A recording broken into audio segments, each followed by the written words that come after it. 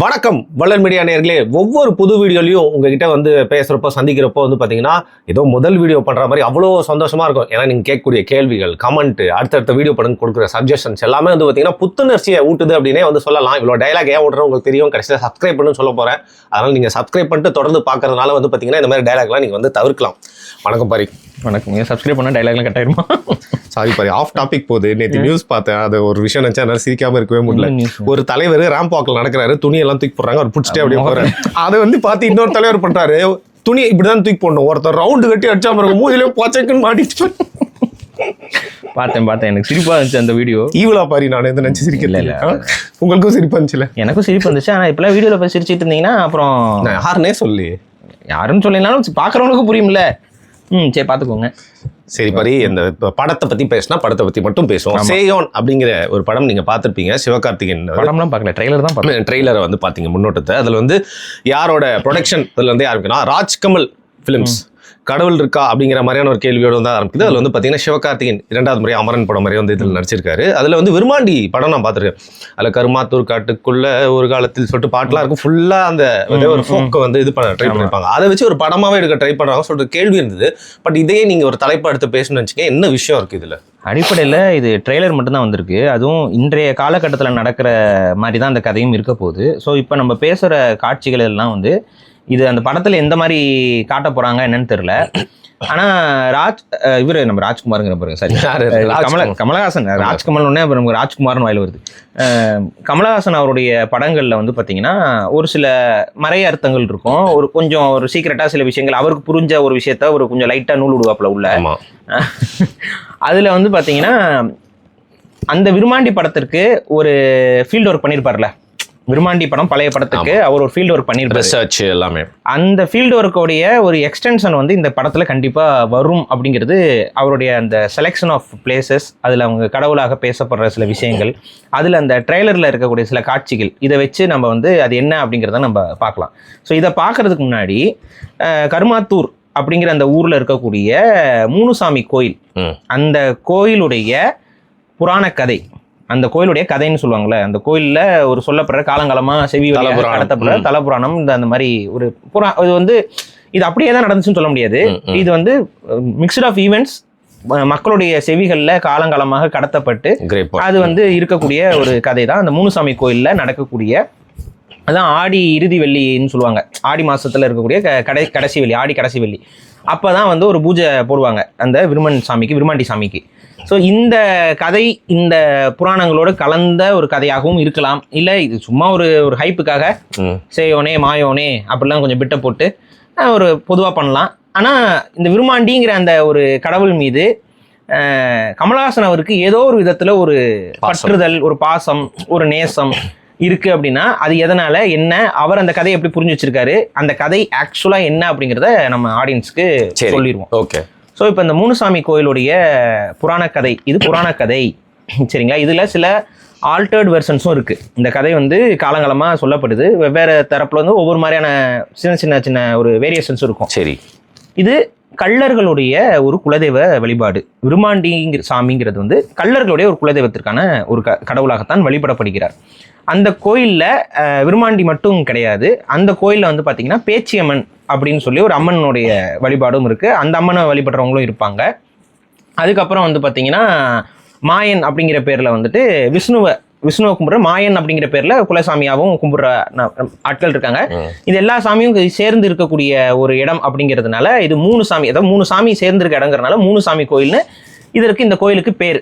இது ஒரு கள்ளர் சமூகத்தில் ஒரு பாரம்பரியமாக ஒரு விழாவாக இது தொடர்ச்சியாக நடக்கும். அதையும் நம்ம கொஞ்சம் எக்ஸ்பிளைன் பண்ணுறேன். ஸோ இப்போ இது என்ன நடந்துச்சுங்க, இது என்ன கதை, இது புராணம் அப்படின்னா லாங் பேக் எகோ, அதாவது அது வெரி லாங் எகோ, ஏதோ ஒரு காலகட்டத்தில் என்ன நடந்ததுன்னு பார்த்தீங்கன்னா சிவன் மற்றும் பார்வதி, இந்த கதை இவ்வாறு தான் சொல்லப்படுகிறது. இந்த கதை என்னவாக நான் புரிந்து கொண்டேங்கிறதையும் நான் சொல்கிறேன். அதுக்கு முன்னாடி ஒரு விஷயம் சொல்லிடுறேங்க. இந்த கதையை நான் வந்து எப்போ நான் கற்றுக்கிட்டேன் அப்படின்னா, நம்ம இந்த குலதெய்வங்களை பற்றியான கதைகள், இந்த குலதெய்வங்களை பற்றியான விஷயங்களுக்கு பின்னாடி இருக்கக்கூடிய மறைய அர்த்தங்களை கொஞ்சம் தேடிட்டு இருந்தோம். அந்த தேடல் இருந்த காலகட்டத்தில் கமலஹாசன் அவர்கள் விருமாண்டி அப்படின்னு நடிச்சிருந்தார்ல, அந்த விருமாண்டிங்கிற பேர்ல ஒரு சாமி இருக்கு அப்படின்னு ஒன்று எனக்கு வந்து டக்குன்னு ஒரு புரிந்துட்டுச்சு. கமலஹாசன் விருமாண்டின்னு பேர் வச்சிருக்காரு அப்படின்னா அது சும்மா வச்சிருக்க மாட்டாரேன்னு ஒரு ஒரு ஒரு தாட்டு.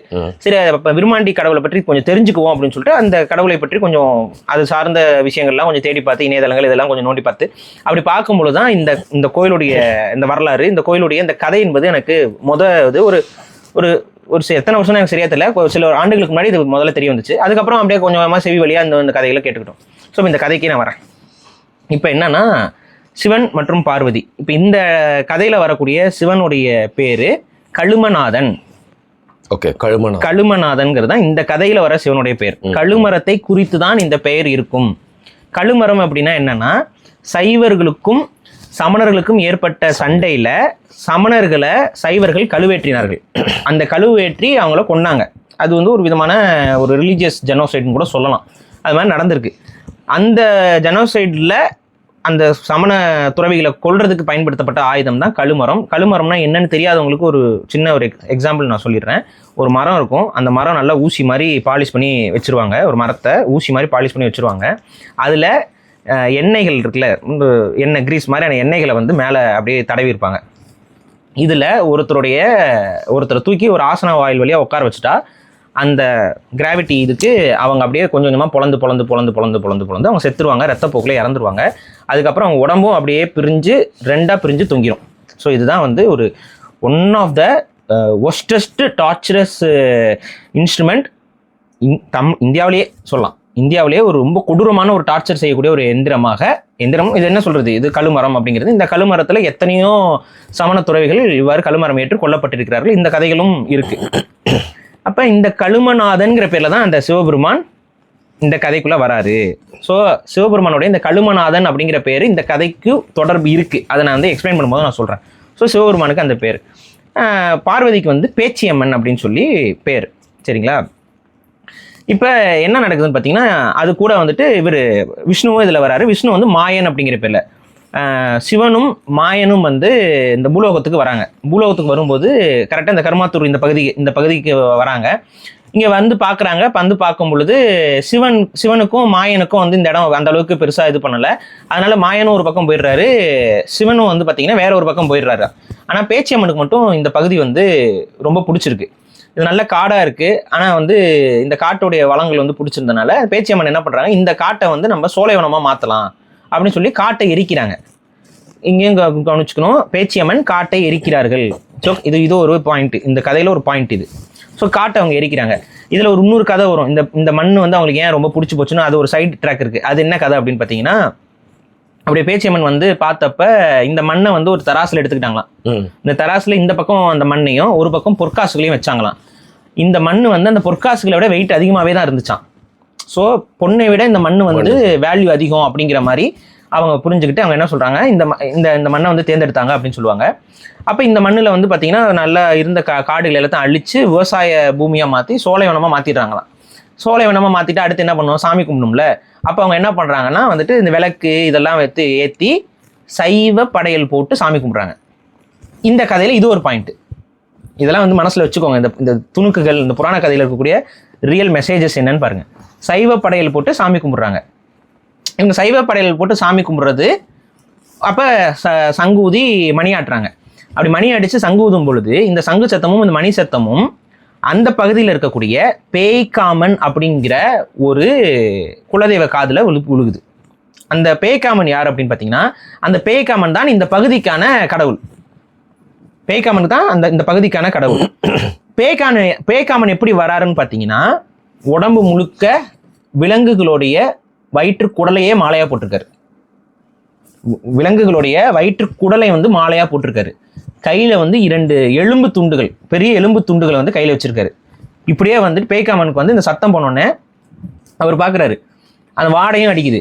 என்னடா இந்த பேய்காமன் இருக்கிற இடத்துல ஒரு மணி ஓசையும் சங்கு சத்தமும் இது எப்படிடா வந்து கேட்கலாம்? நான் இங்கே கடவுளாக குடிக்கொண்டு இருக்கிற இடத்துல வேற ஒரு கடவுளை யார் வழிபடுறது, யார் இப்படி வழிபடுறா, அப்படி வழிபடக்கூடாது அப்படின்னு சொல்லிட்டு அவங்க பார்க்குறாங்க. பார்த்துட்டு வந்துட்டு இது வேலைக்கு ஆகாதுன்னு சொல்லிட்டு அவர் வராரு. அவர் வரும்பொழுது அவர் பார்க்குறாரு, சைவ படையல் வேறு போட்டிருந்தா அவருக்கு இன்னும் கோவம் வந்துருது. எனக்கு சைவ படையலா, கடவுளுக்கு சைவ படையலா அப்படின்னு சொல்லி அவர் கோவமும் போடுறாரு. கோவம் போட்டு என்ன பண்ணுறாரு, பேச்சியம்மனோட சண்டை போடுறாரு. பேச்சியம்மனோட அவர் சண்டை போடும்பொழுது பேச்சியம்மனால் அந்த சண்டையில் வந்து ஜெயிக்க முடியல. அப்போ என்ன பண்ணுறாங்க, அவங்களுக்கு இந்த நிலமும் வேணும், ஆனால் பேய்க்காமனை விரட்டியும் அடிக்கணும். இன்னொரு குறிப்பு, பேய்க்காமன் இன்றளவும் கள்ளர்களுடைய இன்னொரு குலதெய்வமாக வழிபட கொண்டே இருக்கிறார். வழிபடுறாங்க பேய்க்காமனையும் அவங்க. இன்னைக்கு வரைக்கும் அவரும் ஒரு கடவுள் தான். வேற ஒரு ஊர் பக்கத்தில் அவங்க சாமியாக கும்பிட்றாங்க. இப்போ இந்த பேய்க்காமன் அடுத்து என்ன பண்ணுறாருன்னு பார்த்தீங்கன்னா, சண்டை போட்டு அதாவது பேச்சியம்மனை வந்து விரட்டுறாரு. இப்போ பேச்சியம்மனுக்கு வந்து சண்டை போடணும், ஆனால் சப்போர்ட்டுக்கு ஆள் இல்லை. கணவனும் வந்துட்டு அதான் கழுமநாதன்கிற சிவபெருமானும் காணோம். அப்போ யாரையாவது நம்ம துணைக்கு கூடலாமேன்னு மாயனை கூப்பிட்றாங்க. மாயன் வந்து அண்ணன், விஷ்ணு வந்து அண்ணனாக இருக்காரு. விஷ்ணு வந்து கூப்பிட்றாங்க. விஷ்ணுவும் வந்து அவர் வேற ஒரு வேலையாக இருக்கேன் அப்படி இப்படின்னு சொல்லிடுறாரு. அப்போ யாரா இருக்குன்னா, இவங்களுக்கு இன்னொரு அண்ணன் இருக்காங்களாம், அவங்க தான் விருமன், அதான் விருமாண்டி சாமி. ஆனால் விருமாண்டி சாமி எங்கே இருக்காருன்னா மலையகத்தில் இருக்காராம். இந்த மலையகம்ங்கிறது இன்னொரு பாயிண்ட் இந்த கதையில். சூப்பர். விருமாண்டி சாமிங்கிறவர் மலையகத்தில் குடிக்கொண்டிருக்காரு. அப்போ இந்த மலையகத்துக்கு போகணும். அப்போ பேச்சியம்மன் வந்து மலையகத்துக்கு டிராவல் பண்ணி போகணும்னா அதுக்கு ஒரு டிஸ்டன்ஸ் ஆகும்ல. அவங்க எப்படிடா போகிறதுன்னு யோசிக்கும் போது என்ன பண்ணுறாங்க, ஒரு முதியவர் தோற்றத்தை பெறுறாங்க. இந்த கதையில் 2 கணக்கு இருக்குது. ஒரு கணக்கு என்ன, அதாவது ஒரு தரப்பு என்ன சொல்லுவாங்கன்னா, அவங்க வந்து முதுமை தோற்றம் அடைஞ்சாங்கன்னு. இன்னொரு வெர்ஷன் வந்து அவங்க சூனியக்காரி தோற்றம் அடைஞ்சாங்க அப்படின்னு. சரியா, இது இந்த கதையில 2 தரப்பு இது இருக்குது. அதுக்கு தகுந்த மாதிரி சிலைகளும் அதுக்கு தகுந்த மாதிரி மாறி மாறி இருக்கும். நீங்கள் போய் பார்த்தா தெரியும். அவங்க என்ன பண்ணுறாங்க, அப்படி அந்த மாதிரி தோற்றம் அடைகிறாங்க. தோற்றம் அடைஞ்சிட்டு அங்கே ஒரு தங்க பல்லக்கையும் உருவாக்கிடுறாங்க. அந்த பக்கம் வர வழிபோக்கர்களை பார்த்துட்டு வந்துட்டு என்னை வந்து தூக்கிட்டு போய் விடுங்க அப்படின்னு சொல்கிறாங்க.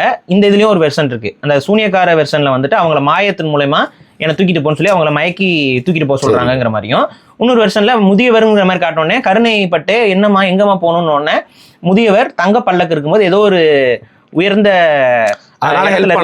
இருக்கவங்க போல, அதனால அவங்களுக்கு ஹெல்ப் பண்ணுவோம்னு சொல்லிட்டு இந்த மக்கள் வந்து அவங்கள கொண்டு போறாங்களே. எங்க போனோம்னா மலையக தேசத்துக்கு போகணும் அப்படின்னு சொன்னோன்னே அந்த மலையக தேசத்துக்கு கூட்டிட்டு போறாங்க. அங்க போனா அந்த மலையக இதுக்குள்ள அவங்களுடைய அண்ணனான விருமன் இருக்காரு. அவர் தங்கச்சியை பார்த்தா தங்கச்சி என்ன ஏதுன்னு கேட்கிறாரு.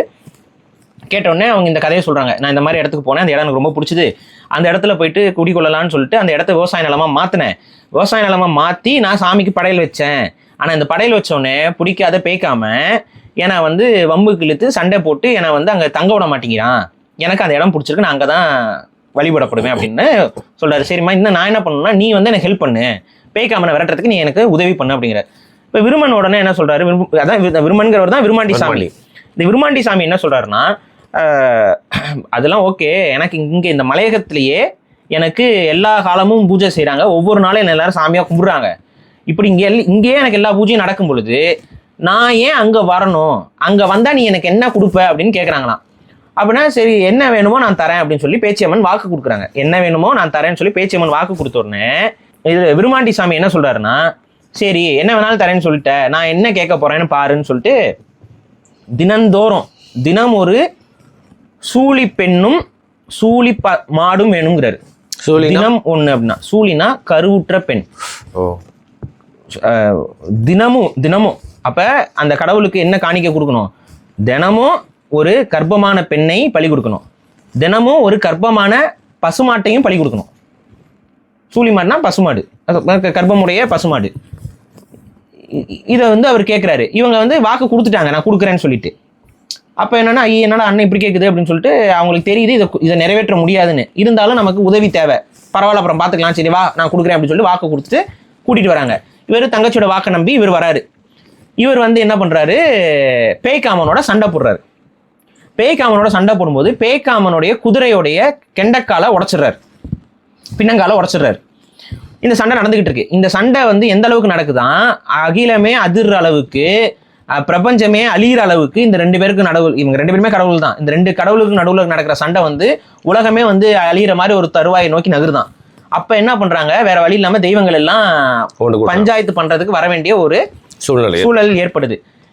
எந்த இடத்துல அந்த பஞ்சாயத்து நடக்குதுன்னு பாத்தீங்கன்னா, அது ஒரு கோயில், மத்திய கருப்புன்னு மத்தியஸ்தி கருப்பு என்னமோன்னு சொல்லுவாங்க. அந்த மத்தியஸ்தி கருப்பு கோயில்ல வந்து அந்த பஞ்சாயத்து நடக்கிறதா சொல்லுவாங்க. இவங்க இந்த பஞ்சாயத்துக்கு வராங்க. இந்த பஞ்சாயத்து வந்து நடக்குது. இந்த பஞ்சாயத்துக்கு யார் யார் வரான்னு பார்த்தீங்கன்னா, கழுமநாதன் வந்துடுறாரு, மாயன் வந்துடுறாரு, முருகனும் வந்துடுறாரு, கழுமநாதன் மாயன் எல்லாருமே வந்துடுறாங்க. வந்து பஞ்சாயத்து பண்றாங்க. பஞ்சாயத்து பண்ணி இங்க பாருப்பா, நீங்க 2 பேரும் சண்டை போட்டீங்கன்னா இந்த உலகம் தாங்காது, உனக்கு எந்த நிலம் வேணுமோ இதை ஒரு போட்டி மூலியமா நீங்க வந்து முடிவு பண்ணுங்க, பிரிச்சுக்கோங்க. நீங்க வந்து இப்ப அவங்களும் இங்கதான் இருக்கணும்னு நினைக்கிறாங்க. அப்ப நீங்க 2 பேரும் சண்டை போட்டு உலகத்தை அழிக்காம ஒரு போட்டியை வச்சு ஒரு ஆரோக்கியமான ஒரு போட்டியை நடத்திக்கலாம் அப்படின்னு சொல்லி பேசுறாங்க. அதுக்கு 2 பேரும் ஒத்துக்கிறாங்க. சரி ஓகே போட்டி நடத்துவோம் அப்படின்ட்டு. அந்த போட்டி என்னன்னா அதுக்கு அந்த எந்தெந்த இடம்லாம் எனக்கு மறந்துருச்சு, அது அந்த பகுதியை சார்ந்த இடங்களாவே இருக்கும். வந்து மதுரை கோயில் கோபுரம் வரைக்கும் அந்த ஒரு கொடி, அதுக்கப்புறம் இந்த பக்கம் ஏதோ ஒரு ஊர் சொல்லுவாங்க, இந்த பக்கம் இருக்கிற கொடி. இதுல நடுவுல இருந்து யார் போய் அந்த கொடியை முதல்ல எடுத்துட்டு இந்த பாயிண்ட்டுக்கு வராங்களோ அவங்க வந்து வின்னர் அப்படின்னு சொல்லி, யார் வந்து ஃபர்ஸ்ட் கொடியை 2 பக்கம் டைரக்ஷன்ல போனோம், இந்த 2 டைரக்ஷன் போயிட்டு யார் எந்த கொடியை சென்டர் பாயிண்ட் வராங்களோ அவங்க வின்னர். வின்னருக்கு வந்து இந்த 2 பக்கத்துல இருக்க நிலமும் சொந்தம். சரியா? ஸோ இதுதான் வந்து அந்த போட்டி. இந்த போட்டி வந்து குதிரையில ஏறி போய் இது பண்ணணும். இப்போ இந்த போட்டி நடத்தலாம்னு சொல்லி முடிவெடுக்கும் பொழுது சரி ஓகேன்னு ஒத்துக்கிறாங்க. அப்பதான் முருகன் என்ன சொல்றாரு, இந்த போட்டி நியாயமா நடக்கணும்ல, இந்த போட்டி நியாயமா நடக்கணும்னா நீ தான் பேய்காமனுடைய குதிரையை காலை உடச்சுட்டிய. விருமாண்டிய சாமி பார்த்து கேட்குற, நீ பேய்காமனோட குதிரை காலை உடச்சு விட்ட, நொண்டி குதிரையை வச்சுட்டு அவர் எப்படி ஓடுவாரு? அப்போ நீ தானே உடைச்ச, அப்போ நீ என்ன பண்ணி இந்த குதிரையை நீ ஓட்டு, உன் குதிரை அவருக்கு கொடு அப்படின்னு சொல்லி முருகன் வந்து உள்ள பூந்து இப்படி ஒரு டெசிஷனை சொல்றாரு. ஏன்னா அதுக்கு முன்னாடியே காலை உடச்சிட்டாரு. அப்போ என்ன ஆகுதுன்னா சரி ஓகே பரவாயில்லன்னு சொல்லிட்டு விருமாண்டி வந்து நொண்டி குதிரை எடுத்துகிட்டு போகிறாரு. பேய்காமனுக்கு நல்ல குதிரையை கொடுக்குறாங்க. இப்போ இது இவங்க 2 பேரும் ஓடுறாங்க. ஓடும்போது என்ன ஆகுதுன்னு பார்த்தீங்கன்னா பேய்காமன் அஃப்கோர்ஸ் ஜெயிச்சிடறாரு. ஏன்னா அவர் குதிரை தான் கரெக்டாக இருக்குது. போயிட்டு அவர் வந்துடுறாரு, பேய்காமன் முதல்ல வந்துடுறாரு. விருமாண்டிக்கு வந்து குதிரை வந்து நொண்டிக்கா குதிரை கொடுத்தனால அவரால் ஜெயிக்க முடியலன்னா தோல்வி ஒத்துக்கிட்டு தானே ஆகணும். ஆனால் அவர் விருமாண்டி என்ன சொல்கிறாருன்னா, நான் ஜெயிச்சிருப்பேன், இந்த முருகன் தான் சும்மா இல்லாமல் உள்ள பூந்து கெடுத்தது, நொண்டி குதிரையை கொடுத்து ஓட சொன்னா அப்புறம் எப்படி என்னால் ஜெயிக்க முடியும், இந்த தோல்விக்கு காரணம் முருகன் தான் சொல்லிட்டு அவருக்கும் முருகனுக்கும் பிரச்சனையாகுது. அப்பதான் அவர் என்ன வாக்கு கொடுக்குறாரு, அவரும் பேச்சியம்மனும் 2 பேரும் அண்ணன் தங்கச்சி தானே, இவங்க 2 பேரும் சேர்ந்து என்ன சொல்றாங்க, வாக்கு சொல்றாங்கன்னா, என்ன சாமியா கும்பிட்ற எவனும் திருப்பரங்குன்ற முருகன் கோயிலுக்கு வரமாட்டான், இது வந்து நான் உனக்கு எனக்கு தகராறு, உன்னை சாமியா கும்பிட்ற எவனும் என்ன சாமியா கும்பிட்ற உன் கோயிலுக்கு வரமாட்டான்னு சொல்லி முருகனுக்கு இதுக்கும் ஒரு சொல்லிடுறாங்க. இது ஒரு பாயிண்ட் இந்த கதையில. விருமாண்டி சாமியை சாமியா கும்பிட்றவங்க முருகன் கோயிலுக்கு போக மாட்டாங்க, அதுவும் குறிப்பாக திருப்பரங்குன்ற முருகன் கோயிலுக்கு போகக்கூடாது அப்படிங்கிறது வந்து ஒரு பழக்கம். இது வந்து இந்த கதையோட ஒரு 100 பாயிண்ட். இப்போ அடுத்து வந்து என்ன ஆகுதுன்னா, சரி பஞ்சாயத்து முடிஞ்சது, தோத்தாச்சு, எல்லாம் முடிஞ்சது, நிலத்தை வந்து பேய்காமன் எடுத்துக்க போறாரு. இப்போ விருமாண்டி இங்கே வந்துட்டாப்புல, இங்கே வர சொல்றதுக்கு பேச்சியம்மன் ஒரு வாக்கு கொடுத்தாங்கல்ல, இன்னி நான் சொல்லி இங்கே வந்தீங்கன்னா உனக்கு நான் இதை நான் பண்ணுறேன், ஒவ்வொரு நாளும் இது கொடுக்குறேன் அப்படின்னா அந்த டீல் பெண்டிங் இருக்குல்ல, அந்த டீலை முடிக்கணும்ல பேச்சியம்மன். அவர் கேட்குறாரு விருமாண்டி, சரிம்மா நான் உனக்காக ஹெல்ப் பண்ண வந்தேன், இப்படி ஆகிப்போச்சு, எனக்கு அந்த பஞ்சாயத்து எதை கொடுத்து கூப்பிட்றேன்னு சொல்லி அதை நீ வந்து செய்ய தொடங்கு, ஒவ்வொரு நாளும் எனக்கு வந்து இது கொடு அப்படின்னு சொல்லிட்டு பேச்சியம்மன்ட்ட கோரிக்கை வைக்கிறாரு. ஐயோ அண்ணன் வந்து மறக்கலையே கேட்ட கொள்ளுதுன்னு சொல்லிட்டு அவங்க என்ன பண்ணுறாங்கன்னா, ஒரு மோதிரத்தை எடுத்து ஒரு கிணத்துக்குள்ள போடுறாங்க. கிணத்துக்குள்ள போட்டோன்னே அவர் எட்டி பார்க்குற, என்னன்னா ஐயோ மோதிரம் நழுவி கிணத்துக்குள்ள விழுந்துருச்சுனா அப்படிங்கிறாங்க. என்னம்மா அப்படின்னா, என்னால் எடுக்க முடியல, நீ தான் போய் எடுக்கணும் அப்படிங்கிறாங்க. உடனே அண்ணன் வந்து உள்ளே இறங்குறாரு கிணத்துக்குள்ளே இறங்கினோடனே அந்த கிணத்தை வந்து ஒரு பெரிய பாறாங்கல் போட்டு மூடிடுறாங்க. மூடினோடனே இப்போ விருமாண்டிக்கு கோவம் வருது. என்ன கோவம் வருதுன்னா, உன்னை நம்பி தானே நான் உள்ளே போனேன், நீ எடுக்க சொன்னேன்னு சொல்லி தான் போனேன், இப்போ எதுக்கு மூடினோம்னா, இல்லைன்னா நான் மன்னிச்சிரு, நீ கேட்ட கோரிக்கையை யாராலையும் செய்ய முடியாது, அப்படி கோரிக்கையை செஞ்சோம்னா இந்த ஊரும் இந்த சனமும் உலகமும் அழிஞ்சு போயிடும். எப்படி வந்து இந்த கோரிக்கை டெய்லியும் ஒரு கர்ப்பிணி பெண்ணை இது பண்ணணும்னா எப்படி உனக்கு நான் கொடுக்க முடியும், அப்போ எப்படி நான் பழி கொடுக்க முடியும், அதை எப்படி செய்ய முடியும், பசுமாட்டை வந்துனா விவசாயமும் செழிக்காது, குழந்தைகளை கொண்டா மனித குலமும் செழிக்காது, எப்படி உனக்கு இந்த பழியை நான் கொடுக்க முடியும், இதை என்னால் செய்ய முடியாது, ஒவ்வொரு நாளும் கொடுக்க முடியாது, வேணா நான் ஒன்று பண்ணுறேன், இந்த ஆடி இறுதி வெள்ளி அன்னைக்கு மட்டும் நான் வந்து ஒரு சுளையுள்ள ஒரு ஆட்டை உனக்கு நான் பழி கொடுக்குறேன், அதாவது கர்ப்பமாக இருக்க ஒரு ஆட்டை வந்து நான் உனக்கு பழி கொடுக்குறேன், அது மட்டும் இந்த ஆடி வெள்ளி மட்டும் நான் கொடுப்பேன், அந்த ஆடி கடைசி வெள்ளி மட்டும் நான் கொடுப்பேன், அதை நீ ஏற்றுக்கிட்டு அதை காணிக்கையாக வச்சுக்கிட்டு இருந்துக்கணும் அப்படின்னு சொல்லிட்டு அவங்க வந்து அந்த பாறையை போட்டு அந்த சாமியை வந்து அந்த கிணத்துல வச்சு மூடிடுறாங்க. ஸோ இதுதான் இந்த புராண கதையோட இது. இப்போ இதோட வழிபாடு எப்படி இருக்குன்னு பார்த்தீங்கன்னா, விருமாண்டியை வழிபாட வைக்கும்போது ஒரு கிணறு இருக்கும். இந்த கரெக்டாக அந்த ஆடி வெள்ளி அன்னைக்கு தான் அந்த கிணறை திறப்பாங்க. திறந்துட்டு அந்த வந்து சாமி வெளியே வா, இப்போ புரியுதா பாட்டு, சாமி வெளியே வா அப்படின்னா அந்த கிணத்துக்குள்ள வந்து அந்த சாமி வந்து விருமாண்டி சாமி வந்து வெளியில வரணும். வந்தா அவர் என்ன கேட்பாரு, சுலை உள்ள ஒரு ஆட்டை வந்து அவருக்கு பழி கேட்கணும். இப்போ அவர் வெளியில வர்றது எப்படி அவங்க இது பண்ணுவாங்கன்னு பார்த்தீங்கன்னா, அங்கே ஒரு சலங்கை கட்டிய ஒரு தூண் மாதிரி ஒன்று வச்சிருப்பாங்க. அது ஆடும். அது ஆடுச்சுன்னா சாமி வெளியில வந்துருச்சுன்னு அர்த்தம். சாமி அப்படி வெளியில வந்துருச்சுன்னா அவங்க வந்து படையல் கொடுக்கணும் சாமிக்கு. ஸோ அந்த படையலை போட்டு கொடுப்பாங்க. அது என்ன படையல் அப்படின்னா, ஒரு கர்ப்பமாக இருக்க ஒரு ஆட்டை அதோட வயிற்ற கீறி அதோடைய குட்டியை எடுத்து இலையில போட்டுட்டு அந்த ஆட்டையும் வந்து பலி கொடுப்பாங்க. ஸோ இதுதான் வந்து அந்த பலி கொடுக்கக்கூடியது. கேட்கும்போதே உங்களுக்கு கொஞ்சம் எப்படி இருக்கு, கொடுமையா இருக்கு, அப்படிதான் இருக்கும் அந்த வழிபாடு. ஸோ அது கொஞ்சம் டெரிஃபிக்கான வழிபாடாக தான் ஃபீல் ஆகும் நமக்கு. பட் அதை தான் அந்த மக்களுடைய பாரம்பரியமாக இருக்கு. அது மட்டும் இல்லாமல் இதுதான் ஃபர்ஸ்ட் ஆடு. விடுங்க, நான் மீன் சாப்பிடும்போது அதில் சனலாக இருந்திருக்கு, அதை வச்சு நான் ஈக்குவல் பண்ணிக்கிறேன். ஸோ வந்துட்டு இந்த ஆட்டை வந்து பலி கொடுப்பாங்க. இப்படி ஆட்டை பலி கொடுத்து இது மொதல் ஆடு. இதுக்கப்புறம் வந்து அப்புறம் நார்மலாக கெடாதான். இது ஒரு ஆட்டை மட்டும் இப்படி பலி கொடுப்பாங்க. ஏன்னா தமிழ்நாட்டிலேயே எங்கேயுமே இந்த ஒரு கர்ப்பமான உயிரினங்களை வந்து பலி கொடுக்கறதோ, பெண் உயிரினங்களை பலி கொடுக்கறதோ வந்து இருக்காது. கெடாதான். இந்த ஒரு கோயில்ல மட்டும் ஒரு ட்விஸ்ட், இந்த கோயில்ல மட்டும் இப்படி ஒரு வினோதமான ஒரு வழிபாடு இருக்கு. அது எப்படி ஆரிஜின் ஆச்சு என்னங்கிறது நமக்கு தெரியல. ஸோ இந்த ஒரு இது பலி கொடுப்பாங்க. ஸோ இதுதான் இந்த உடைய பேக்ரவுண்ட் ஸ்டோரி. இன்னைக்கு நடக்கிற இந்த விழாவும். அதுக்கப்புறம் இந்த பலி கொடுத்தோடனே அப்புறம் அந்த கெடா எல்லாத்தையும் வெட்டிட்டு அப்புறம் சாமி வந்து ஆடுறது, இந்த குறி சொல்றது, இந்த நிகழ்வுகள்லாம் அப்புறம் மித்த கோயில்கள் எப்படி இருக்குமோ அதே மாதிரியான படையல் விழா, அப்புறம் ஊர் திருவிழா, விருந்து, கரிசோறு, அதெல்லாம் எல்லாமே நார்மல் தான். பட் இந்த ஒரு விஷயம் மட்டும் கொஞ்சம் டெரிஃபிக்கான ஒரு விஷயமா இருக்கும். இது ஒன்று. அதே போல் பேய்காமன் கோயில் இருக்கு, அதுக்கும் கோயில் இருக்கு. அந்த பேய்காமனையும் கல்லர்கள் தான் சாமியாக கும்பிட்றாங்க. இந்த விருமாண்டி கடவுளையும் கல்லர்கள் தான் சாமியாக கும்பிட்றாங்க. பேச்சியம்மனையும் கல்லர்கள் தான் சாமியாக கும்பிட்றாங்க. இது முழுக்க கல்லர்களுக்கான குலதெய்வ வழிபாட்டுடைய மிக முக்கியமான ஒரு கோயில். 3 சாமி கோயிலுங்கிறது கல்லர்களுக்கான ஒரு மிக முக்கியமான கோயில். ஸோ இதுதான் இது. இந்த ஸ்டோரியில இருந்து கமலஹாசன் எதுக்கு இந்த விருமாண்டி சாமி மேலே அவருக்கு ஒரு ஈர்ப்புன்னு நீங்கள் நினைக்கிறீங்க? Any guess, wild guess. ஏன் அவர் படத்துக்கும் விருமாண்டின்னு வச்சாரு? இந்த கதை இது புரிஞ்சிருச்சுல, தெரியுமா என்னன்னு? இப்போ விருமாண்டி என்ன கல்லர்ன்னு நினைக்கிறீங்களா? மலையகத்தில் தானே இருக்காரு, என்னன்னு வந்தாரு. ஆக்சுவலாக அவர் யார் தெரியுமா? He's a Brahmin. அப்படியா? விருமாண்டி வந்து ஒரு பிராமின். விருமாண்டி வந்து சைவ படையல் கேட்குற ஒரு ஆளு தான் ஆக்சுவலாக. பேசிக்கலி நீங்கள் இப்போ நல்லா கவனிச்சிருப்பீங்க. சைவ படையல் போடுறப்பதான் பிரச்சனை வந்து பேய்காமனுக்கும் பேச்சியம்மா வந்து சைவ படையல் தான் போடுவாங்க. ஸோ சைவ படையல் போடும் பொழுது ஒரு பிரச்சனை ஏற்படும். அந்த பிரச்சனையில் தான் இதில் இன்னொரு ஒரு ட்விஸ்ட்டு நான் சொல்கிறேன்.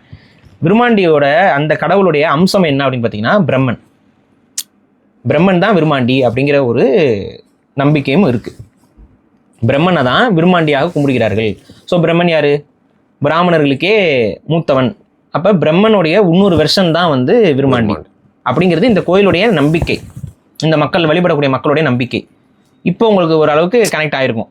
ஏன் வந்து கமல்ஹாசனுக்கு வந்து விருமாண்டியாக உணர்கிறார் அப்படிங்கிறதுக்கான ஆக்சுவலான ரீசன் இதுதான். நீங்க எவ்வளவோ மறைச்சாலும் இந்த கொண்டே மறைக்க மாட்டேங்கிறீங்க. அது கொஞ்சம் ஆய்வு பண்ணா தெரிஞ்சு போயிடுது உங்களுக்கு எதனால அந்த விருமாண்டின்னு பிடிக்கிறீங்கன்ட்டு. ரீசன் என்ன? விருமாண்டி வந்து பிறப்பால் ஒரு பிராமணன் அந்த கதையின் அடிப்படையில். ஸோ பிரம்மன் தான் விருமாண்டி. இதுதான் கதை. அப்போ சைவ படையலில் போட்டுருக்கிற ஒரு சாமி உக்கிரமாயி ஆடிச்சுன்னா என்ன மாதிரிலாம் பழி கேட்குது அப்படிங்கிறது தான். ஓகே, இது இன்னும் நான் இன்னொரு விஷயத்த சொல்கிறேன். இது எந்த அளவுக்குன்னா, இந்த வெளியில் வருது பார்த்தீங்களா, இந்த விருமாண்டி சாமி வெளியில் வருது பார்த்தீங்களா, அன்னைக்கு அந்த ஊரில் இருக்கக்கூடிய கருவுற்ற பெண்கள் ஊரை விட்டு வெளியே போயிடுவாங்க. அந்த ஊர் எல்லைக்குள்ளே இருக்கக்கூடாது. இது அந்த வழக்கம். கருவுற்ற பெண்கள் அவங்க எல்லையில் இருக்க மாட்டாங்க. இது வந்து ஒரு நம்பிக்கை. இது ஒரு விஷயம், இதையும் மனசில் வச்சுக்கோங்க. சரிங்க, இது என்ன? இந்த கதையை கேட்குறதுக்கு சுவாரஸ்யமாக இருக்குது, வித்தியாசமாக இருக்குது, வினோதமாக இருக்குது. இப்போ இந்த கதையோடு வந்து குலதெய்வமாக சாமியாக கும்பிடக்கூடியவர்கள் எல்லாரும் கும்பிட்டுக்கிட்டு இருக்கிறாங்க. கல்லர் சமூகத்தில் பெரும்பான்மையான சமூகங்களில் கும்பிட்றவங்க இருக்காங்க. விருமாண்டிய தெய்வமாக வழிபடுறவர்கள் முருகனை கும்பிட்றதும் இல்லை. அதுவும் உண்மைதான். அப்படியா? ஆமாம். இன்னைக்கு வரைக்குமே வந்து பழக்கங்கள் இருக்குது. நம்ம இயக்கத்தில் இருக்கக்கூடிய ஒரு பொண்ணோட சாமியுமே வந்து விருமாண்டி தான். நீங்கள் ரெஃபர் பண்ணால் அவங்க வீட்டில் அவங்க அம்மாக்கள்லாம் வந்து சாமி இப்போ தமிழ் தேசியம் பேசுகிறேன்னு முருகனை வைக்கும்போது முருகனை எதுக்கு நீங்கள் கொண்டு வரேன்னு சொல்லி பிரச்சனையாகுதான் வீட்டில். ஆனால் அவங்க வீட்டில் சாய்பாபா இருக்குது. நான் அதான் சாய்பாபா வைக்கும்போது விருமாண்டி கோச்சிக்க மாட்டார், முருகனை வச்சா கோச்சிக்காருன்னு பேசிகிட்டு இருக்கீங்க அங்கே அப்படின்னு சொல்லிட்டு சொல்லுங்கன்னு சொன்னேன். அப்போ இதுதான் இன்னைக்கு வரைக்குமே அந்த நம்பிக்கை இருக்குது. திருப்பரங்குன்ற கோயிலுக்கு போக மாட்டாங்க.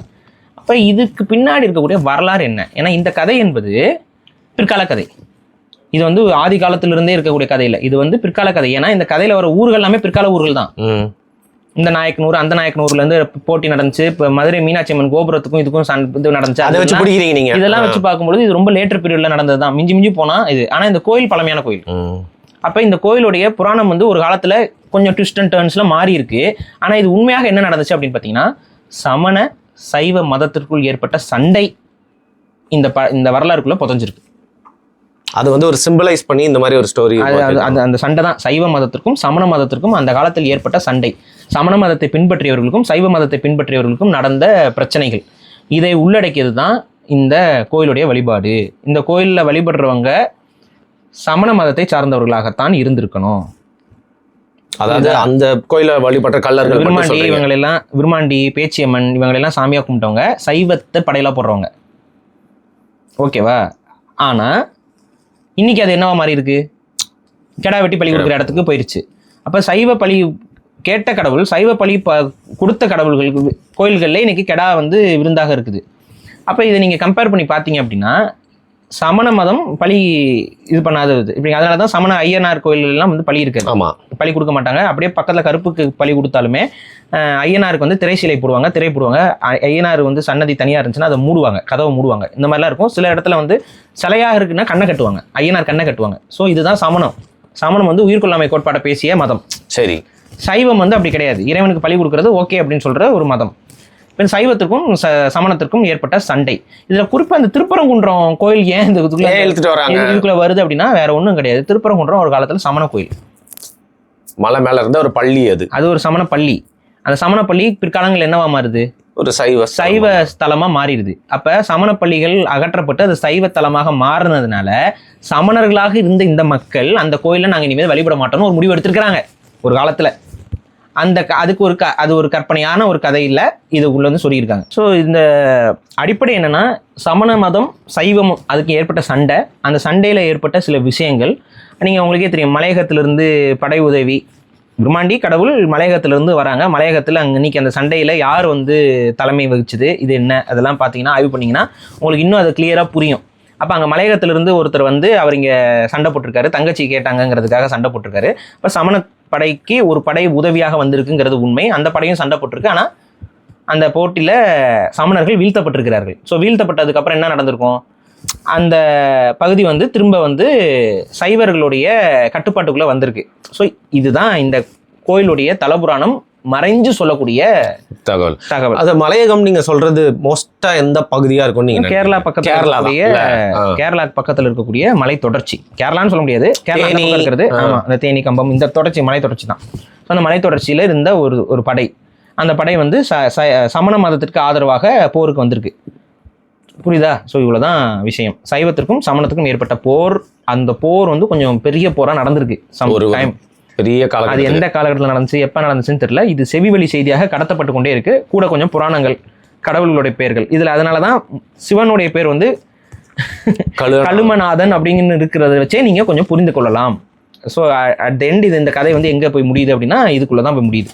ஓகே, இதுதான். இதை தாண்டி கமல் அவர்களுக்கு இந்த ஸ்டோரி மேல ஏதாவது வந்து ஈடுபாடு இருக்கு? இதை திருப்பியும் ஒரு ரிப்ரேஸ் பண்ணி இதுதான் வந்து அவருக்கு அந்த விருமாண்டிங்கிற கதாபாத்திரம் ஒரு பிராமணர் அப்படிங்கிற அந்த ஒரு ஈர்ப்பு, அந்த பிராமணர் வந்து தான் இங்க கடவுளாக வழிபடப்படுகிறார் அப்படிங்கிற ஒரு ஒரு கெத்து. அந்த கெத்து வந்து அவர் வந்து அதை பயன்படுத்திக்கிட்டே வராருங்கிறது தான் உண்மை. இந்த கதையெல்லாம் கமலஹாசனுக்கு தெரியாதுன்னா நம்ம முட்டு கொடுக்க கூடாது யாரும். ஏன்னா கண்டிப்பாக விருமாண்டின்னு பேர் வைக்கும்போது அந்த விருமாண்டினா என்ன, விருமாண்டி சாமி யாரு, விருமாண்டி சாமி யாரோட அம்சமாக பார்க்கப்படுகிறார்கள். விருமாண்டி சாமியோட சிலையே வந்து பார்த்தீங்கன்னா 4 பக்கம் தலை இருக்கிற சிலை தான், பிரம்மனோட சிலை மாதிரி தான் இருக்கும் விருமாண்டி சாமிக்கு. ஸோ இதுதான் வந்து அந்த கோயிலுடைய கதை. ஸோ இந்த கதையுடைய எசன்ஸ் இந்த படத்தில் வருமானு எனக்கு தெரியாது. ஏன் நான் அப்படி சொல்கிறேன் அப்படின்னு பார்த்தீங்கன்னா இதில் மாயோனே சேயோனேன்னு பாட்டுலையும் வருது. அதே போல் விருமாண்டியை பற்றி பாடும்பொழுது அவங்க என்ன சொல்லுவாங்கன்னா சூள ஆட்டு வேட்டைக்காரன் அப்படின்னு ஒரு அந்த லைன் வருது. அந்த சூள ஆட்டு வேட்டைக்காரன் அப்படின்னா கர்ப்பமான ஆட்டுடைய வேட்டைக்காரன் அப்படின்னு வருது. ஸோ விருமாண்டியை புகழ்ந்தும் பாடுறாங்க. இதுதான் பாட்டு. விருமன் தான் வந்து சிவகார்த்திகேயன் அப்படிங்கிற மாதிரியான சாமி வந்த விருமன் வந்து வர மாதிரி. அப்போ விருமன் வந்து யாரோட புகழ் பாடும்போது கோவப்பட்டிருக்கான்? முருகனுடைய புகழ் பாடுற, அதான் வந்து சாமி பட்ட பாட்டோன்னே அடிச்சிட்டான் அப்படின்னு அந்த ட்ரெய்லரில் ஒரு சீன் வரும்.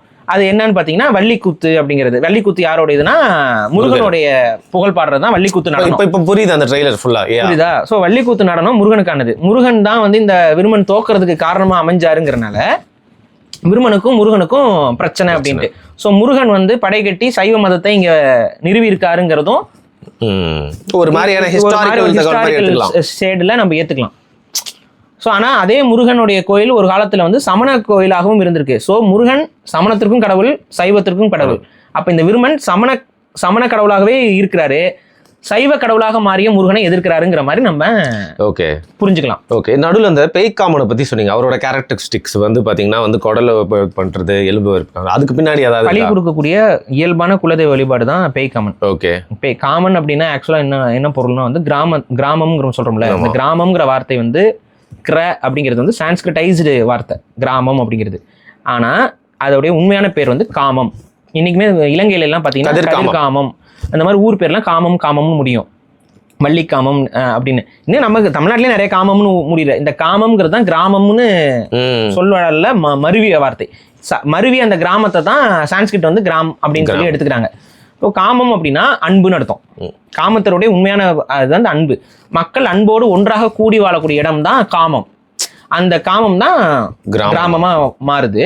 ஸோ பேய்காமன் அப்படிங்கும் பொழுது இந்த கிராமத்தை ஆண்டவன், இந்த பகுதியை ஆண்டவன் அப்படிங்கிற பொருள்ல வரும். அதான் அதுக்கு முன்னாடி ஏன் பேய் அப்படின்னு வருதுன்னு தெரியல. அது போக நீங்க கவனிச்சீங்கன்னா இது காடாக தான் இருந்திருக்கு. பேய்காமன் ஆட்சி செய்யும் போது இது காடு, இந்த பகுதி விவசாய நிலமா இல்ல. இந்த காட்டை வந்து யார் அழிச்சா அப்படின்னு பார்த்தா பேச்சியம்மன் வந்து நெருப்பு போட்டு அழிச்சு அதை விவசாய நிலமா மாத்திரக்கு முயற்சி சொன்னாங்க அப்படின்னு. அப்ப நெருப்பு போட்டு அழிக்கும் போது காட்டை அழிக்கிறாங்க. காட்டை அழிக்கும் போது யாருக்கும் வரும்? அந்த மக்களுக்கு கோவம் வரும்ல. ஸோ பேசிக்கலி வந்து இதுதான் போராக மாறி இருக்கு. இந்த போர், அதாவது எனக்கு என்னோட கணிப்பு என்னன்னா, இந்த வரலாற்றுல பார்க்கும் பொழுது ஒரு 3 டைம் லைன் வந்து இதுக்குள்ள இந்த கோயிலுக்குள்ள புதஞ்சிருக்கு. நான் அப்படிதான் ஆய்வு பண்ணியிருக்கேன். இந்த கோயிலை பத்தி என்னுடைய பார்வை என்னன்னா அதை தான் இங்கே பதிவு பண்றேன். இது வந்து உண்மையா இருக்கணும் இல்லை பொய்யா இருக்கணும், இல்லை என்னோட யூகம், நான் சொல்றேன். இதென்னா 3 வரலாறு இந்த கோயிலுக்குள்ள இருக்கிறத நான் பார்க்க முடியுது. பேசிக்கா நீங்க பாத்தீங்கன்னா சைவ சமண போர் அது ஒண்ணு இருக்கு, அது ஒரு விஷயம் இருக்கு. விவசாய நிலங்கள் உருவான காலகட்டத்தில் இருக்க ஒரு வரலாறு ஒன்று இருக்கு. இதுல பழங்குடி மக்களும் அந்த காட்டை அழிச்சு நாடாக திருத்துற அந்த கதையும் இதுக்குள்ள இருக்கு. ஸோ பேச்சியம்மன் அப்படின்னு சொல்றது வந்து பாத்தீங்கன்னா அந்த விவசாய நிலமாக மாற்றிய காலகட்டத்தை குறிக்கக்கூடிய ஒரு போர், அது ஒரு சண்டை. அடுத்து வந்து சைவ வைணவ சண்டை ஒன்று இருக்கு. இது போக சூழ் சுமந்த ஒரு உயிரினத்தை பழி கேட்கறதுங்கிற அந்த பழக்கம் தமிழ்நாட்டில் எங்கேயும் கிடையாது, ஆனால் அது இங்கே வருது.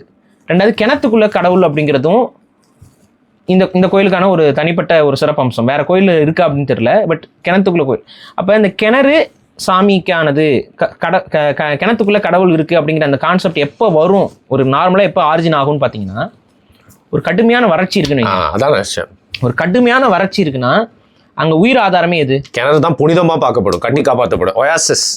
அந்த உயிர் ஆதாரமே கிணறு தான்.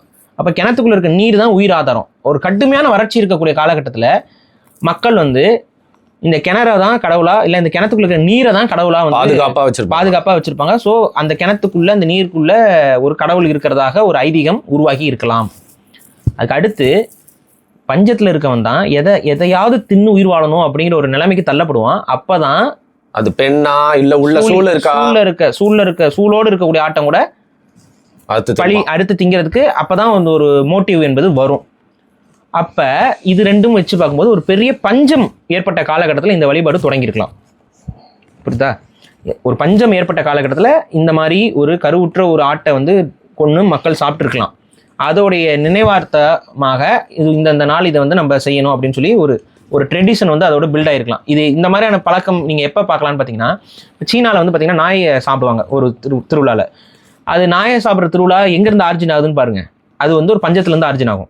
நாயை வந்து இயல்பாக மக்கள் சாப்பிட மாட்டாங்க. ஆனால் ஒரு பஞ்சத்தில் சீனர்கள் அவதிப்படும் பொழுது நாயை வேட்டையாடி சாப்பிட்றது அப்படிங்கிற ஒரு பழக்கம் ஏற்படுது. அந்த பழக்கத்தை நம்ம செஞ்சுருக்கிறோம், சர்வைவலுக்கு இதை செஞ்சுருக்கோம் அப்படிங்கிறதே அவங்க காலத்தில் நினைவூட்டுறோமா, அந்த குறிப்பிட்ட நாள் அன்னைக்கு வந்து பார்த்தீங்கன்னா அவங்க அந்த நாய்களை சாப்பிட்றது அப்படிங்கிற ஒரு கான்செப்ட் உருவாகுது. அப்படியே நம்ம நார்த் ஈஸ்ட் வரைக்கும் அந்த பழக்கம் வந்திருக்கு அப்படியே. ஆமாம். ஸோ இது அந்த ஒரு குறிப்பிட்ட பகுதியில் அந்த மாதிரி இந்த ஃபெஸ்டிவல் வந்து சீனாவில் ஃபேமஸு. நார்த் ஈஸ்ட் இதில் பகுதிகளில் வந்து வேட்டை சமூகமாக இருந்தனால அவங்களுக்கு இது ஒரு பெரிய ஒரு இதாக இல்லை. சீனர்கள் வந்து வேட்டை சமூகம் இல்லை, அவங்க விவசாய சமூகம் தான். நம்மள மாதிரி தான் அவங்க. ஆமாம். அப்போ அவங்க வந்து ஏன் இதை சாப்பிட்றாங்க அப்படின்னா அது ஒரு இதுதான் இங்கே கேள்வி. அப்போ இந்த ட்ரெடிஷன்ஸ் எங்கிருந்து ஆரிஜின் ஆகும்னு பார்த்தீங்கன்னா ஒரு ரேஷனல் திங்கிங்கில் நம்ம இப்படி ஒரு வாய்ப்பு இருக்கலாம். ஒரு பெரிய பஞ்சம், அந்த பஞ்சத்துல கடவுள் வந்து கிணத்துக்குள்ள இருக்க நீர் அப்படிங்கிற பார்வை கூடவே வேற வழி இல்லாம அந்த டைம்ல அந்த மக்கள் உணவாக உட்கொண்ட ஒரு விஷயம். ஸோ அதை வந்து கடவுளின் பேரால வேற வழி இல்லை, நீ தான் அதை பண்ண சொன்ன அப்படிங்கிற மாதிரி கடவுளின் பேர்ல ஏத்துறது. ஸோ கில்ட் ஃப்ரீயா மாறி அந்த கடவுளின் பேர்ல ஏத்துறது. ஏன்னா ஏன் இதை நம்ம சொல்ல வேண்டியது இருக்குன்னா, விருமன் அப்படிங்கிற விருமாண்டிங்கிற அந்த கடவுள் வந்து சைவ படையல் கேட்ட கடவுள். சைவ படையல் கேட்ட கடவுள் ஏன் இவ்வளோ ஒரு கோரமான படையல் கேட்கணும்? அது நான்வெஜ்லேயே ரொம்ப கொடூரமான இதெல்லாம் கேட்குறேன். புரியுதா? ஸோ இந்த ஒரு கேள்வி வந்து இந்த வழிபாட்டுக்குள்ள நமக்கு ஏற்படுது. இதெல்லாம் வந்து தமிழர்களுடைய குலதெய்வ வழிபாட்டுகளை நம்ம இன்னும் ஆய்வு செஞ்சோம் அப்படின்னா இன்னும் நிறைய வரலாற்று தகவல்களை நம்மளால பெற முடியும். அந்த காலகட்ட மனிதர்கள் தங்களுடைய வழிபாடுகள், அந்த வழிபாடுகள் எவ்வாறு உருவாக்கப்பட்டது அப்படிங்கிற ஒரு பார்வையில் நிறைய ஆய்வுகள் செய்யப்பட வேண்டி இருக்கு. ஸோ அதில் மிக முக்கியமானது இந்த மூணுசாமி கோயிலுடைய வழிபாட்டு முறை. இந்த வழிபாட்டு முறையை கண்டிப்பாக கமலஹாசன் வந்து சிறு வயதில் பார்த்துருப்பாரு, அது கதை கேட்டு தெரிஞ்சிருப்பாரு. ஸோ அதை வச்சுக்கிட்டு அவருடைய பிற்காலங்களில் அவருடைய படமாக எடுக்கும்போது அந்த வழிபாட்டு முறையும் அது சார்ந்து தான் அந்த கடைசியாக படுற அந்த ஆலவந்தான் இந்த விருமாண்டி படத்தில் ஒரு பாட்டு வரும், அந்த சாமி வெளியே வா அப்படின்னு. அது வந்து உண்மையாகவே அங்கே இருக்க அந்த பாடல் தான். அது அந்த கிணத்துல இருந்து அந்த கடவுளை வெளிவர சொல்லி பாடுற பாடல் தான். அதை கொஞ்சம் இன்னும் கொஞ்சம் டோன்லாம் மாற்றி ரிங்லாம் மாற்றி ஒரு பாட்டு மாதிரி இது பண்ணி, அதே போல் இதே தான் இந்த பாட்டுகளும் எல்லாமே வந்து செவி வழியில் அந்த பாடல்களாக பாடப்படக்கூடிய நாட்டுப்புற பாடல்கள் தான். இந்த நாட்டுப்புற பாடல்கள் இந்த கடவுளுடைய வரலாறுலாம் புதஞ்சு இருக்கு. ஸோ இதில் தான் வந்து இந்த கான்செப்ட் வருது. இதில் வந்துட்டு இந்த கதையில் வந்து மாயோனே செய்யோனேங்கிறதும் கொண்டு வராங்க. முருகனுக்கு ஒரு முக்கியத்துவம் கொடுக்குற மாதிரி காட்டுறாங்க. ஆனால் ஆக்சுவலாக இந்த கதையில் வந்து முருகன் வந்து விருமாண்டிக்கு எதிரானவர் அப்படிங்கிற கான்செப்ட்ல தான் இருக்கு. அதனாலதான் முருகன் அப்படிங்கிற போது அடிச்சு வாயை உடைச்சது மாதிரி. பட் ட்ரெய்லர்ல காட்டும்போது பாத்தீங்கன்னா விருமாண்டிக்கு பின்னாடியே டைரக்டா முருகனை வச்சு காட்டுவாங்க. அது என்ன மாதிரி கான்செப்ட்ல காட்டுறாங்கன்னு தெரியல. அதே போல வேல் வந்து சுத்தி இருக்கிற மாதிரி பண்றாங்க. ஸோ மேபி அவங்களே அந்த கான்செப்ட்ல கொஞ்சம் கன்ஃபியூஸா இருக்காங்களான்னு தெரியல. பட் வேற மாதிரி ஏதாவது சொல்ல போறாங்களான்னு தெரியல. இருக்காங்களா இல்ல கன்ஃபியூஸ் பண்றதுக்கு வெயிட் ஏதோ பண்றாங்களான்னு தெரியல. அதுல இன்னும் பாத்தீங்கன்னா சாமி வந்து ஆடுறவர் கெட்ட வார்த்தை பேசுவாரான்னு ஒரு சர்ச்சை வேற உருவாயிருச்சு. ஆமா, அது ஏன்னா வந்து அவர் அந்த விருமன் கடவுள் வந்து உள்ள இறங்கி இருக்க மாதிரி தான் சாமி ஆடிட்டு இருக்காரு. அப்படி சாமி ஆடிட்டு இருக்கும் பொழுது வந்துட்டு வக்காளின்னு ஒரு வார்த்தையை வந்து அவர் அங்க பயன்படுத்துவார். இந்த வக்காளி அப்படிங்கிறது வந்து கெட்ட வார்த்தையா அப்படின்னு பார்த்தா கிடையாது. ஓகே, இது நிறைய பேர் என்ன தப்பா புரிஞ்சுக்கிறாங்கன்னா, வேற ஒரு கெட்ட வார்த்தை இதோட சவுண்டோட ரிசம்பிளன்ஸ் ஆற இன்னொரு கெட்ட வார்த்தையும் ஒன்று இருக்கு. அது வந்து அதான் ஒரு கெட்ட வார்த்தை இருக்கு. அது வந்து புனரதோட சம்பந்தப்பட்ட ஒரு கெட்ட வார்த்தை. அது ஒரு செட் இருக்கு. அந்த கெட்ட வார்த்தையும் இதுவும் ஒண்ணுன்னு நினைச்சுக்கிறாங்க நிறைய பேர். புரியுதா? அது வேற, இது வேற. சரி, நான் சொல்றேன், அது வந்து கெட்ட வார்த்தை இல்லையா சொல்லுங்க. வக்கா சொல்றாங்கல்ல, அது கெட்ட வார்த்தை இல்லையா? அது கெட்ட வார்த்தை. அது கெட்ட வார்த்தை. அது கெட்ட வார்த்தை. வக்காளிங்கிறது கெட்ட வார்த்தை கிடையாது. வக்காளி அப்படின்னா என்னன்னு பார்க்கணும். வக்கு ஆள் அப்படிங்க, வக்கு பிளஸ் ஆள் அப்படின்னா அது வார்த்தை. அதாவது என்ன அப்படின்னா, இன்னைக்குமே வந்து நம்ம பேசும்போது வக்கு கெட்டவனேன்னு சொல்லுவோம், வக்கு இல்லாதவன் அப்படின்லாம் சொல்லுவோம். அப்ப இந்த வக்குங்கிறது ஆக்சுவலா என்ன அப்படின்னா வளைந்தன் பொருள். வக்கு அப்படின்னா வளைவுன்னு அர்த்தம். இதுதான் தமிழ் மூலத்துல வக்குனா வளைவுன்னு அர்த்தம். இந்த வக்கு தான் வங்குன்னு மாறுது. இக்கு வந்து இங்குன்னு தெரியும், அதுதான் வக்குங்கிறது இங்குன்னு மாறி வங்கு அப்படின்னா, வக்கு அப்படின்னா என்ன பொருள்னா வளைந்த ஆறுகளை குறிக்கும். இப்போ உங்களுக்கு புரியும் வங்காளம்னு ஏன் நம்ம சொல்றோம்னு. வளைந்த ஆறுகள் ஓடக்கூடிய நிலம் வங்காளம். வங்குனா வளைஞ்ச ஆறுன்னு அர்த்தம். அப்ப இந்த வக்கு அப்படிங்கிறது என்ன அப்படின்னா ஒரு வளைந்த அப்படிங்கிற பொருளை குறிக்கக்கூடிய ஒரு தன்மை கொண்டது இது எங்க இருந்து வருதுன்னு பாருங்க. ஒரு நேரான ஒரு பாதை இருக்கு, இல்ல நேரான ஒரு செயல்பாடு இருக்கு. அது இல்லாம குறுக்கு மறுக்கும் வளைஞ்சு செயல்படுற அப்படின்னா அதைத்தான் அவங்க அப்படி செயல்படுற நபர்களை தான் வக்காளின்னு சொல்லுவோம். இன்னொன்று இதுக்கு எப்படின்னா வக்காலத்து நம்ம சொல்றோம். வக்காலத்து அப்படிங்கிறது ஏன் அப்படி சொல்றோம் அப்படின்னு பாத்தீங்கன்னா, இப்ப நீங்க ஒரு தப்பு பண்றீங்க, உங்களுக்காக நான் வந்து சப்போர்ட் பண்ணிட்டு என்னுடைய நேர்மையிலிருந்து வளைஞ்சு நான் வந்து சப்போர்ட் பண்றேன் அப்படின்னா அது பேர் வக்காலத்து. இப்போ உங்களுக்கு புரியுதா? அந்த வக்கு அப்படிங்கிறதுக்கு வளைவு அப்படிங்கிற தன்மையில இது வருது. அதே போல இந்த உங்களுக்கு இதுவும் கூட வக்கு இல்லையா நம்ம கேட்கிறோம். இது எங்க இருந்து வருதுன்னு பாத்தீங்கன்னா, இந்த இடத்துல வக்குங்கிறது வந்து எஃபர்ட், பாதை அப்படிங்கிறதுல வருது. இது எதனால பாதைன்னு வருதுன்னா, எல்லா பாதையும் ஸ்ட்ரைட்டா இருக்கும், வளைஞ்சிருக்கும், நெளிஞ்சிருக்கும், எல்லாமே இருக்குமா. ஸோ வளைந்த பாதைகளை வந்து குறிப்பதற்கு வக்குன்னு சொல்லலாம். வளைஞ்சிருக்க பாதை அப்படின்னா அதுக்கு வக்கு அப்படிங்கிற ஒரு இது இருக்கு. அப்ப வக்குங்கிறது வலி அப்படிங்கிற வார்த்தைக்கும் சினானிம்ஸா வரும் சில நேரங்கள்ல. அந்த அடிப்படையில உனக்கு வாழ வைக்கிறதுக்கும் கூட வலி இல்லையா அப்படிங்கிறது தான் அந்த வலி இல்லையாங்கிறதுலும் இந்த வக்குங்கிறது வலி அப்படிங்கிற அந்த தன்மையிலும் வருது. அதான் வக்கு இல்லையா அப்படின்னு வருது. இந்த வக்கு அப்படிங்கிறது வந்து வளைந்த அப்படின்னு. அதனாலதான் நீங்க ஒரு மாதிரி ரொம்ப குறுக்குடு திங்கிங் நம்ம சொல்றோம்ல, அதுக்கு தமிழ்ல என்ன குறுக்குடுனா என்ன? ஆக்சுவலா கன்னிங் இது குறுக்குடுனாவே அதுக்கு மீனிங் என்ன? தப்பான ஒரு இது. அது ஓகேங்க, அதுக்கு அது குறுகையில மனப்பான்மை இல்ல. இங்கிலீஷ்ல குறுக்குடுனா என்ன? குறுக்குடுனா வளைஞ்ச அர்த்தம். ஓகே, குரூக் அந்த ஒரு குறுக்குடு திங்கிங் அப்படிங்கும்போது வளைந்த அப்படின்னு. இந்த குறுக்குடு திங்கிங்க்கு தமிழ் வார்த்தை என்ன? வக்ரம். வக்கிரம் பிடிச்சவனே. இப்போ குறுக்குடுங்கிற அந்த ஆங்கில சொல்லுக்கு நேரடியான தமிழ் வார்த்தை வந்து வக்கிரம். வக்கிரம் பிடிச்சி யோசிக்கிறான்டா அப்படிங்கிறோம்ல, அப்படின்னா குறுக்குடா திங்க் பண்ணுறான்னு அர்த்தம். ஸோ அந்த வக்குங்கிறதுக்கு வளைந்தன்னு பொருள். அப்போ ஒருத்தன் ஒரு தப்பை மறைக்கிறதுக்கு நெளிஞ்சு பேசுகிறான், இல்லை வளைஞ்சு அவனுடைய நேர்மை பாதையிலிருந்து வளைந்து ஒருத்தன் சப்போர்ட் பண்ணுறான் பேசுகிறான் அப்படின்னா அவர்களை வக்கு ஆளி, வக்காலத்து வாங்குறது, வக்காளி அப்படின்னு சொல்லி பொருள். ரைட்டு. ஸோ இதுதான் அந்த வக்குங்கிறதுக்கு. இது ஒரு கெட்ட வார்த்தை கிடையாது, இது ஒரு கலவைக்கல் வார்த்தை தான். ஆனால் இதோட ரிசம்பிளன்ஸில் இன்னொரு கெட்ட வார்த்தை இருக்குது. அந்த கெட்ட வார்த்தை வந்து கெட்ட வார்த்தை தான். ஸோ அது கெட்ட வார்த்தை, இது அது மாதிரியே இருக்கிற வேற ஒரு வார்த்தை.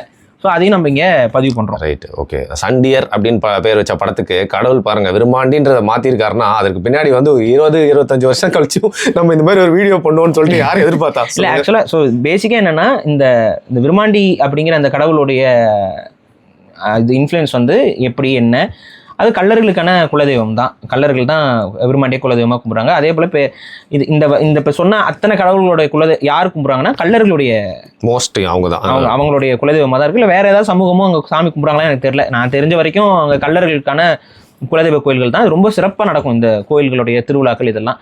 ஸோ அந்த ஒரு எசன்ஸில் கமலஹாசன் அவருடைய தாட் ப்ராசஸும் இந்த படத்தில் கொஞ்சம் கலந்து இது வருது. இந்த குலதெய்வ வழிபாட்டுக்கு பின்னாடி நிச்சயமாக டீகோட் செய்யப்பட வேண்டிய பல பக்கங்கள் இருக்கு. அதெல்லாம் நான் சொன்ன மாதிரி ஒரு 3 விதமான சம்பவங்களை இந்த கோயில் வந்து இணைக்குது. அது வெவ்வேறு காலகட்டத்தில் நடந்த சம்பவங்களா இருக்கலாம். அதுல மிக முக்கியமானது சமண மதத்திற்கும் சைவ மதத்திற்கும் ஏற்பட்ட சண்டை. இன்னொரு மிக முக்கியமானது ஏதோ ஒரு காலத்துல ஏற்பட்ட ஒரு பஞ்சம்.